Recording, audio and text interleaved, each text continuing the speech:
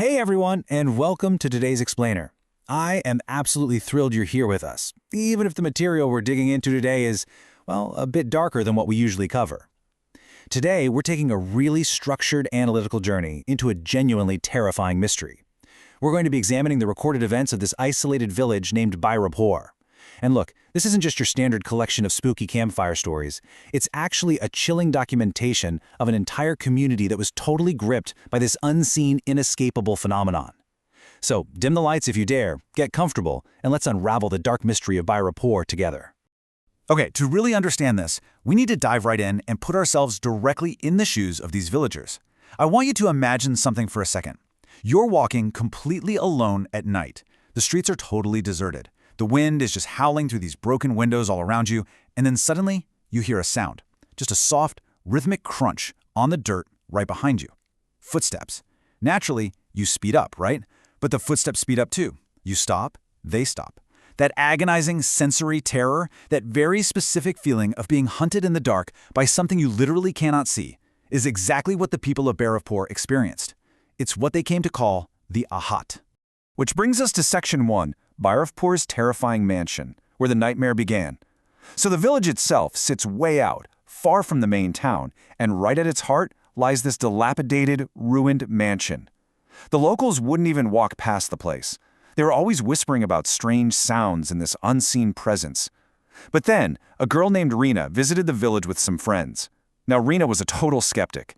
When her friends dared her to enter the mansion, basically claiming she wouldn't have the guts to do it, she just scoffed. She flat out said ghosts aren't real, and she walked right into those dark ruins completely alone. So Rena's inside, and she's shining her flashlight up against these crumbling, dusty walls. Suddenly she turns around, totally startled. But nothing's there, just empty space. But then, as her flashlight beam hits the wall again, she saw something, actually scratch that, she saw something completely impossible. Right alongside her own shadow was a second shadow, literally an extra silhouette just moving on the wall. And right then the sound began, slow, deliberate footsteps, and a hat moving steadily toward her.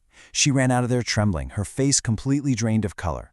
Her friends just laughed the whole thing off, but for Rena, that sensory terror had permanently attached itself to her.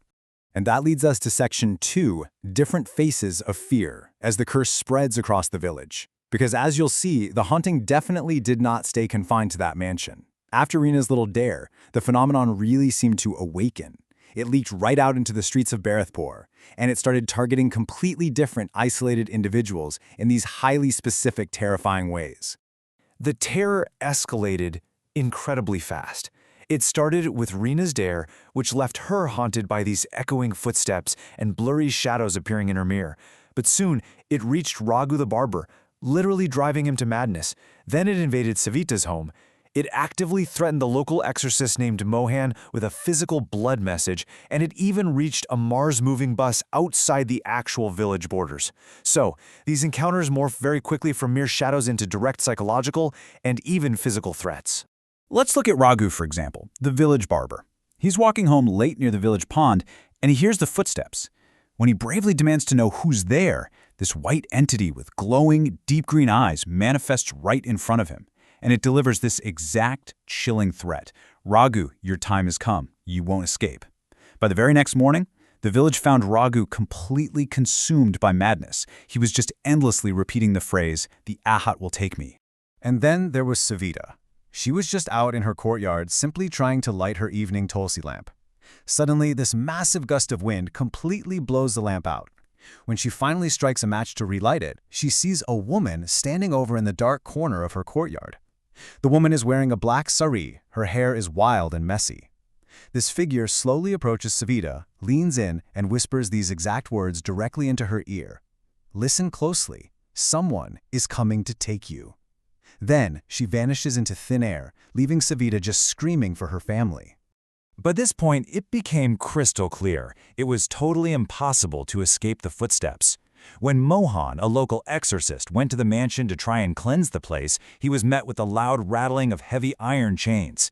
Then a message just appeared on the wall, literally written in blood. It read, "It is impossible to escape the Aahat." He dropped his rosary and ran for his life. And remember Almar, the bus driver? To put this into perspective, he was driving an entirely empty bus late at night. He glances up at his rearview mirror and sees a blurry-faced man in white sitting way in the back. When Amar turns around to check, the seat is totally empty, but a whisper echoes right in his ear, "Keep driving. The final destination is with me." So, the village was officially paralyzed by fear, which brings us to Section 3, Deep Secret of the Basement. The investigation begins. Hearing about all this panic, the police officially sent in DCP Arvind.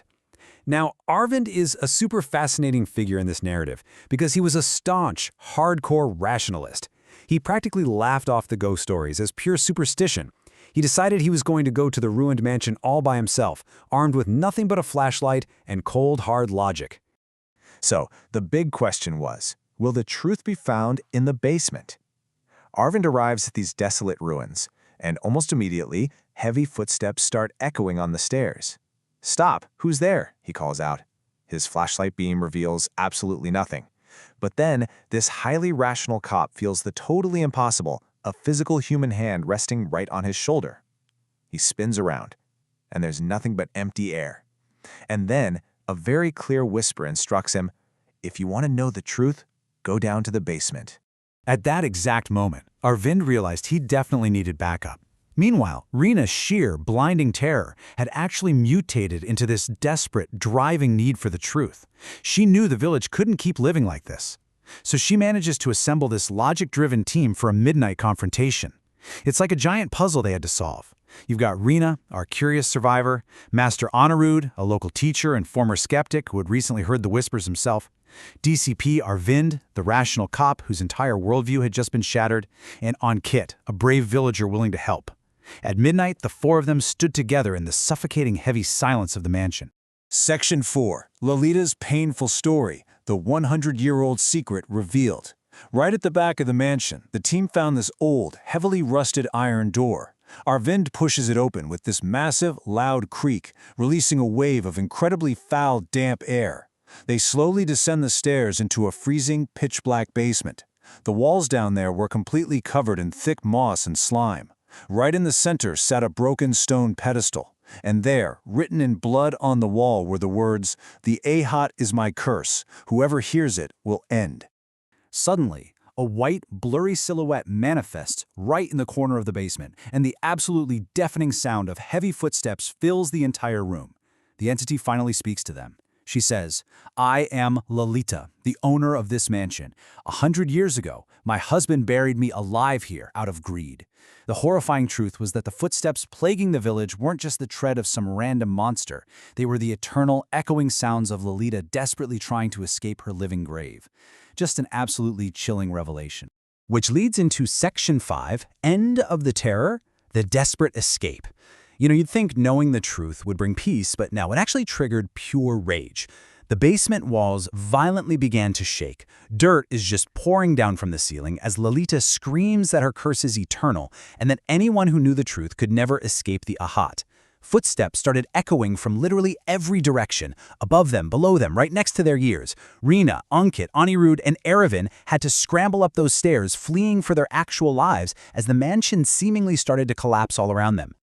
Once they were outside, panting and absolutely terrified, DCP Arvind fell back on his training and quickly formulated an actionable plan to end this whole ordeal. Step 1. They now knew the physical body was trapped in the basement. Step 2. To free her buried physical form and release her trapped soul, Arvind suggested they burn the entire mansion to the ground. So they set the ruins ablaze, standing there watching the flames consume a full century of greed and agonizing trauma. Step 3. The very next day, the entire village organized a massive collective prayer ceremony right at the site to finally bring true peace to Lolita's troubled spirit. And so peace finally returns. Or does it? For the very first time in years, the night in Bhairavpur passed without a single strange sound. The villagers actually slept soundly. That heavy, oppressive blanket of dread that had completely choked the town seemed to just lift away with the smoke of the burnt mansion. It felt like a true, solid resolution. The logic-driven team had confronted the trauma head-on, unearthed the dark secret, and put the spirit to rest. The system worked, right? Is the Aahat behind you too? Well, a few days later, Reena was sitting quietly in her room, just studying. The window was open, and a nice cold breeze drifted in. And then, from the darkest corner of her room, she heard it. The slow, deliberate crunch of footsteps. Trembling, she asked out loud, "Who's there?" No answer. Just the footsteps, stepping closer and closer. The source material ends on this unbelievably terrifying note. Unearthing the truth didn't end the curse for them, it only made them a permanent part of it. The Aahat isn't just a ghost, it is an unseen shadow of dread that literally never stops following you. So I'll leave you with this final thought to ponder tonight. If you hear a sound right behind you in the dark, are you going to turn around? Thank you so much for joining me for this explainer. Stay curious and please stay safe out there.